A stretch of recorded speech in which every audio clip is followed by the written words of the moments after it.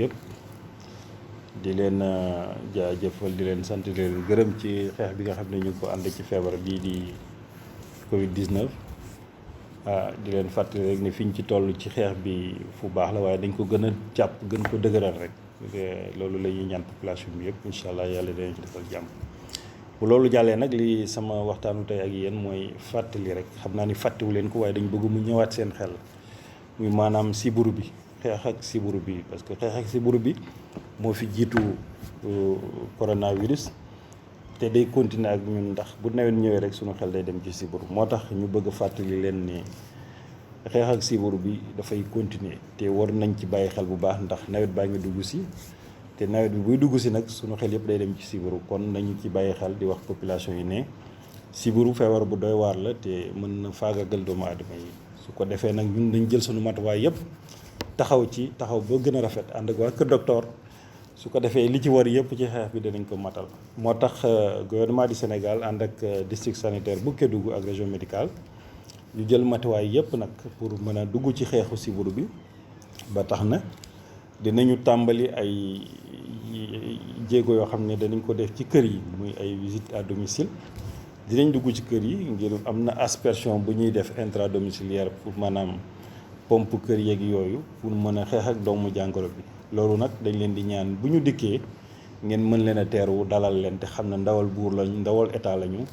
dañuy ñëw pour maanaam dimbali askan wi waaye dañuy ñëw pour liggéeyal askan wi. kon kër gu ñu fëgg rek ngeen ubbil leen déglu leen liñ leen di wax ci conseil maanaam danañ leen xelal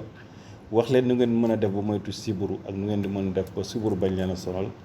ak bu siburu duggee ci kër gi ban taxawaay ngeen war a mën a am ba jokkoo kër docteur pour ñu mën leen a taxaw. loolu lépp dañ leen ci xelal waaye li gën a am solo mooy danañ pomper danañ def li ñuy wax aspersion loolu nag fii ak yaataluñ leen liggéey bi du mën a sotti moo tax dañ leen di wax ngeen yaatal kër yi dalal leen te xam ne ndawal buur lañu. bu ñuy ñëw danañ indi ay mandarga yu wane ni loolu moo leen tax a ñëw maanaam ci colin lay doon wala ci loo xamante ni rek boo leen xoolee xam ne ñii kër docteur lañu dañ leen neex a xàmmee. loolu nag ñu koy tàmbali 28 mai bii ñu nekk ñaar fukki fan ak juróom-ñett ci weer wi ci diiru ñaar fukki fan ci département de Kédougou kon ñu xam ne ñu ngi ñëw waaye buñ ñëwee ci njaboot gi lañ bokk. bu ñu ñëwee aussi ngeen teeru leen waaye bu ñu ñëwee ngeen xam ne ñooñu askan wi la ñuy liggéeyal ndax dañu bëgg door xeexu siburu bi balaa nawet bi dugg ndaxte bu nawet bi dugg see rek doole day néew te bu doole néewee doomu jàngoro bi day gën a mën a am fu mu jaar donc looloo tax ñu jublu ci kon bokk ngeen bàyyiwaat xel ni siburu mi ngi ci dëkk bi ba tey te ñun ñoo war a xeex siburu ñun ñëpp ñu ànd xeex feebar xeex siburu ndax siburu moom noonu askan la te siburu baaxul ci kenn rawatina ci tout tànk yi la gën a bon kon boog ñu ngi ñaax borom kër yi jigéen ñi askan wi yëpp kenn ku si nekk nga jàpp ci liggéey boobu jàppale ñu dimbale leen ngir yàlla ñu mën a fii jëli siburu ñu ngi sant ñëpp di gërëm ñëpp te rafetlu vraiment lii jërëjëf. assalamu alaikum de to jeri dambele délégué quartier mosquée silambe même folaliem pali programme le benani sagne du 3 au 10 juin et benala relais benala xana sensibilisation pali programme sensibilisation du 3 au 10 botaje du 15 et du 5 au 12 juin et benala xadugo bon ni bantolo be kono pompe pour pali programme donc be badiul tarala ni natal luluma la beri muti bulu fulo la ribu ñaari ko adi fo mi salmi ko min Ismaïla Gaye délégué de quartier Dinguissou ene haalde mon ko hôpital naaɓe arnoɗo ene yiɗi on andinde sukaɓe relais konko ko wowa waɗede nder leegal ngal oɓe aroɓe faminen wonko ɓe yiɗi en andinde ñande nogas e jeeɗiɗi nduɗo lewru darini ɗo ha e ɗiɗi mayirni ɗum woni mois de juin darton ndu eɓe jiiɗi wadde dal ko wayno pompage naata e cuuɗi ene pompa woni galleji ɗi ene pompa eyyi joni noon ko yon mbattan yiili ɗum e mbawanɓe kadi jaɓɓade dal c'est à dire on saaha noon soɓe gaari guila ne nogas jeeɗiɗi hay ɗiɗi darton ndu ɗum ɓe gari tan ko pour dal faminde on ko keewi eno poɗɗon waɗirde dal woni sensibilisation dal e so yiɗi haalde tubankore dal ko rewi hen ko ñande nogas e jeetati nduɗo lewru toujours soɓe garoyi ko pour dal fuɗɗade golle ɗe woni pompude e nder cuuɗi ɗi e nder galleji ɗi foof eyyi ɗum ɗon kamɓe mbaɗa ɗum ha lewru ndu ma e ha nayi lewru darto ndu eyyi mede salminde dande ma e naaɓe debbo e gorko e suka e mawɓe délégation docteur ari ka galle anga hollugol on janggo nogase e jeego fadi janggo nogase e jeeɗiɗi e balɗe capantati e balɗe capantati e go relais ɓe naata ko quartier galle e galle ɓe haalna hen programme pour honɗum watten ha dade ñaw pali o ɓe lombiɗo ñaagui on debbo e gorko kala yiiɓe ko galle mum walleɓe waɗa golle mabɓe e hoore jang hawta e goto raɗo ɓe wata e goto waɗa probléme haalane bo programme mabɓe koɓe addi kon ko jamme sa nani paali ko gaño ibunadama ko ɗum waɗi mbiɗo tori o debbo e gorko dande ma yo waɗe ha galle golle mabɓe woyfa junggo mabɓe so ɗum yawti ɓe aray kadi nogase jeetati e nogase jeenayyi oɗo lewru ɓe pompa quartier on so ɗum ewti goho e ɗiɗi mois de juin ɓe aray kadi ɓe pompa ɓe gandata golle ɗe ɗum wiɗo ñaagui on mo kala yo nanggu golle ɗen e junggo mabɓe ɓaata ko cellal men on jarama délégué de quartier Daraba e Daraba ngolu mbal xontonna ɓe menna silaluma ka fo programme men ɓe kelen mbi on paludisme koleti paludisme kole damutata woɓe kela xaro tili muxango ani tili muxan nin kilingo ani tili muxan nin fula ka ala lo moxolu xa long mbadamutata tili muxan nin saba tili muxan nin nani ani tili muxan nin luulu wo pompelo ɓe kela luwolu xono ɓe xila luwo senuya xa to ɓen ku ixana nalen ka tala salte si to jeje ɓe ɓe wecc ɓe ɗumna ɓuwolu xono xa jelu ɓe pompe pour jelu ɓe pompe xa luwo ɓe pompe pour foala sen kisi sibiroma wala mu paludisme ti wala mu xajeti wala alsago quartier Pasteur 8 heures mi baba sinna e pompana en kalse men ɗen ɗum noon koye wattan hakkille population fo yo nanu jogito ha moƴƴa koko arata koko hewti wona ha nden ko kisan balɗe nogas e jeegom ndu lewru ɗon ndu dari en ndu wonɗen e mum ndu ha balɗe capanɗe jeego e go'o pour yewtere tu famina yimɓe ɓen noɓe gollita noɓe wallita en yiye nanen hooloɗen balɗe nogas e jeetati nogas e jeenayyi lewru goo lewruɗa toon ɗum goo mayru e ɗiɗi makko on de yimɓe ɓen arata hol pampagol en quartier Pasteur 8 heures ko min woni Alpha Diallo délégué quartier Gomba ɗum noon ko andingol jama o jama o wawa darade darde ɓe andanɗa hoore ma ko wawata sowde jama on e o nawnare paludisme eyyi ko sowatamo noon ko docteur en wawata wonde e yeeso e ɗeɗo golle docteur on ɓe wawa tawtodirde e jama population ɓe tawtodira e population ɓe wawa fewjude e population ɗum noon wonata ko guilandema 16 lewru dartoɗo ɗon 16 lewru dartoɗo ɗo 17 e nogas o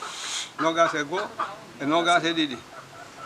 eyyi ɗeɗo balɗe ko ɗeɗo wonata haala fi andingol jama on waɗugol fewnitagol fi affaire o golle haɗa paali o wawani heɓude doole e jama o eyyi si ɗum ɗon feeƴi waɗi balɗe 17 19 e nogas e ɗiɗi nogas e tati nogas e nayyi ɗum ɗon hankkadi ko pompugol galleji ɗin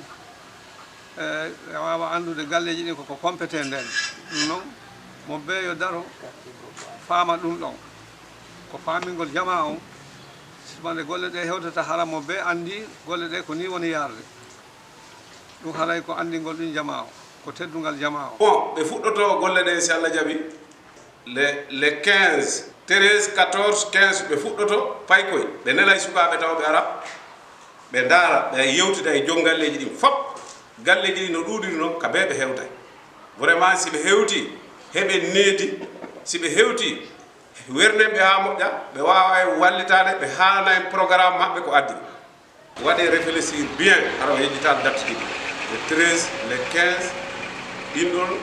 le 13 le 14 le 15 ɓe aray sukaɓe ɓe garay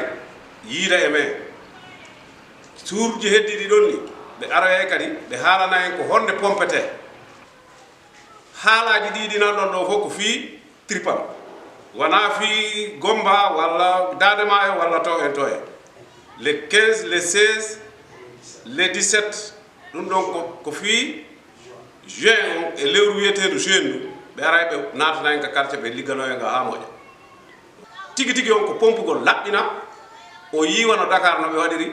sappo ɓen no ara laɓɓina galleji ɗi ɗo kadi exactement ɓe wawata waɗirde comme non par ce que dole ɗe fotani kono noon ɓe etoto ɓeru maɓɓe on hamu ko fof maya. C'est bon. Assalamu alaikum. Telemu Papale Sissoko Fadiga Dugutigo. Nouvelle dole jankana ko xala tambialma. Pour pali ne kelemu ko relel benala jam mo hol benala jam manam adri préparé ba nya fulal ya be kele nyamen le 10 ani le 13 ani le 14 mo hol benala jam pour ka nya fali en pour be kele nyamen na donc ku même pour doron ka jangaro in kelemu le mu paliti tu folo benala le 10 ani le 13 le 14 pour ka chale ka ku be kele nyamen na benala pompero le la donc datu mule pour khanya fali avec kele nyamen na alfi préparé pompelo be kele dato men la wole mu le 12 ti ani 15 ani 16 juin ni ala ni ala kila sonta e be pompelo kele waxto wole la bon abe saate men concerné li wole mu fadigati silim basari dar salam ani sunsuru ni wolel be zone la donc a wolelu concerné wo commune to sangenge camara délégué de quartier Togoro jongro mo jono na wodi labda nabe da ari ka galla ndo hande pour be fala habugolu palion no dun donc ene fo hawtata haben dun kad bende ma on palino na wodi be jetti sukabe golloɓe ɗum sukaɓe wonɓe aray ɓe holla jongalleɓe fof ɓe ndema galle kala ɓe naate ɓe holla jongalleɓe ɓe ndema ha minen adde pompugol ka cuuɗi mon ɗi galle kala ɓe naate ɓe pompa cuuɗiji ɗi joni noon ɗo ɓe pompuɗen cuuɗiji ɗi noon na woodi équipe aro o holla jongalle o ɓe ndema ha na gasa ñalande kaari sukaɓe ne arde ɓe ara ɓe pompa suudu bon on ñalande ɗon kadi 13 14 ha 15 lewru toen on ɗum ɗon lewru dartondu donc e ɓe aroyay on noon ɗo ɓe arde noon ko ɓe nela wonɓe équipe aray tawa ɓe hollu en honno ɓe pompirta honno ɓe ara ɓe holla en pompoɓe en aray 15 sappo e jeego sappo e jeeɗiɗi lewru darton ɗo ko yon andu ɗum ɗon ɓen noon si ɓe ari ɓe daare cuuɗi ɗi kala mo andude si tawi ɗa mari ko ñaamete ɗo e pompoɓe ne arde ko ɓe waɗa feere mara ɗum ha moƴƴo si pompoɓe ari ɗo e ɓen arde noon a woɗi équipe aro ɓe holla hen ɓe ndema no ɓe pompirta ɗo galle kala ɓe naatay ɓe waɗa avertissement pour ko yen andu ko yomi hollu on noon ko yon faamo pompoɓe ne arde haɓugolu palli on ko ɗum woni sago Allah sago mo saminde région Kédougou indan ko Lamine Camara délégué de quartier Ndiolmi eɗen heeɓi kibaru goto komi hollata on ɗo ko ɗum woni affaire paludisme e fi boodi ka quartier ji parce que sa nani pali yahay parce que ko boodi woni yahale si booli yahi tun awa ande tun pali kadi yahay awan goɗɗele no fuɗɗade ɓe neɗɗay sukaɓe amen ɓe woni relève ka quartier ji ko ɓen arata ɓe holla yimɓe ɓen awa ha pompoɓe ne arde ka nder quartier joni ɓe wi noon on relève homɓe ɓe arata gilande le 3 ha le 6 le 7 le 8 le 9 le 10 ɓe holli gilande le 5 ha le 8 ha le 9 ha le 10 ha le 11 ha le 12 juin ko enen jeeyi on ɗon pompage ka nder quartier amen ɗe hara yo population anda ɗum ɗon assalamu alaikum mbadingol mbalo kontonna mbekuma la communicateur traditionnel men be région Kédougou ko la mbekuma la walu to yalla awa mbadingol xalla do nemu doron e alo xalo sango san e région médicale sibuli an industrie sanitaire pour xa pali kunya kelen na jamano xa ni signin no équipe ko tafana benala ibe mema ko layde wala fana benala xana i renforcer baro nyinna wala lembe takala lu wolo xono la le bari janni be takala lu wolo xono la oro le lu fono be takala ka takala lu wolo xono ka taka sensibilisation xam xol la lo lu wolo ibe dunale bu ngobu ibe dunale je men nombe lu tiko tarala ne nata ni pompe lal nata fen na ka tarabe no tolin dandanguma kheta photo ma khatake bula tasabiyala fen na be ko le dandanguma alu kholu bo dandangul maro folo alu kholu bela bo fen ka guli fana alu khabe bula bungo temoto to mantolu tabili famo nyinno tabili miramolo alu kholu bela bo kenama ne nata ne ka bungo pompe iba pompe la be tula leri fula ni leri fulo da fata ka tara fonetero be kalundi da be kalundi alu satu ni leri fulo da fata alu si da yele tugum ka fonetero yele pendant 30 minutes ni minute bi sabo da fata wotuma alu si taka khaje fita bari musu kono ma be dun khaje fita de ke bale lu si dum anim fen na ka tara musu kono mate wolo si dun khaje fita ne ka fita fana sama men be fakata alu si taka din ko jaga kholu buru jeb ba susula men ne ba ko leno fin wol ben to linda ngol ma bo fakala le ni nyameto be jabo fakala le ni ndabo be jabo lu fakala le fen na ka tara be bungo lawol be fakala le barnalo fakata fana alo kadin ko jaga alo be buruje mbole xibaar ya ta ka xaliss ya dum e communicateur traditionnel to ko yadam e région médicale le xane équipe no fana wulin pour xana xa sensibilisation ñike orolel ni ngolo tambi tawol kurata alo xalo tugum men be pomper do kala wala be na la ko fe mbole la xibaar ya silalma communicateur traditionnel to ko yadam e région Kédougou ko no wassalam. OK. Donc c'est Ismaël Ndiaye, responsable du bureau régional de l'éducation et de l'information pour la santé. Donc nous sommes en prélude d'une campagne d'aspersion qui se fera à partir du 28 mai de ce mois-ci. Donc pour une durée de 20 jours. Donc juste lancer un appel à la population par rapport aux dispositions à prendre avant la venue de l'équipe d'aspersion. Parce que certes, il y aura des relais qui passeront au niveau des ménages pour les sensibilisations, qui mettront l'accent sur les dispositions à prendre, comme ranger dans les pièces à asperger tout ce qu'il y a comme mobilier, les déplacer et les laisser au milieu de la pièce, et tout ce qui est comme objet léger, les faire sortir pour faciliter le travail de l'équipe d'aspersion. Aussi, vous suggérez qu'après aspersion, c'est-à-dire quand l'équipe vient, il y aura une aspersion avec chambre, avec porte et fenêtre fermées pendant 2 heures. Après réouverture pendant 30 minutes pour aérer, pour balayer. C'est mieux d'utiliser que ce soit fait par un adulte plutôt qu'une femme enceinte ou allaitante ou un enfant. Donc vraiment, voilà sur les quelques points sur lesquels je voulais juste s'appesantir davantage pour qu'ensemble nous puissions vaincre le panique.